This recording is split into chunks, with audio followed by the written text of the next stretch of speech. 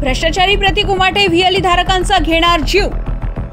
आधार केंद्राच्या आयडी करिता उकळले 4 लाख रुपये। पैसे घेऊन दिली प्रायव्हेट आयडी। बँकेच्या गाढ्यात केंद्र चालक त्रस्त। लुचाड प्रतीक उमाटे व शेखर ताकसांडे अद्याप फरार। वर्धा शहर पोलीस या लुचाडांना अटक करणार का? गेल्या काही दिवसांपासून वर्धेतील आधार घोटाळ्यात मोठी रक्कम व्हीएलई धारकांपासून लुटल्याची चर्चा संपूर्ण जिल्ह्यात गाजत आहे।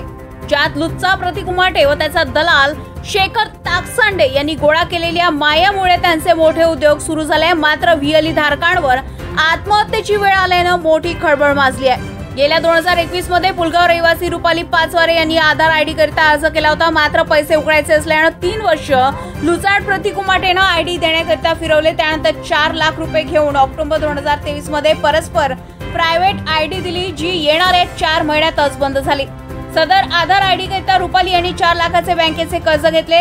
त्यांची मुळे रक्कम व वाढते व्याज थकीत असल्याने बँकेचे कर्मचारी कर्ज परतीसाठी त्रास देत आहे। मात्र आधार केंद्र बंद, बँकेचे वाढते कर्ज यामुळे मानसिक त्रासाला कंटाळून रुपाली यांच्याकडे आत्महत्या करण्याशिवाय पर्याय नसल्याचं अप्पर जिल्हाधिकारी यांना पत्राद्वारे कळवलंय।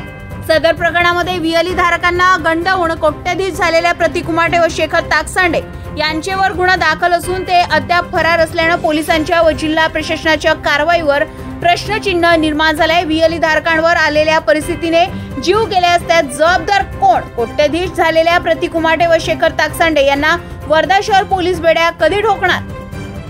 कुठे या प्रकरणात मोठे राजकीय हस्तक तर प्रतीक उमाटेला अभय देत नाही ना?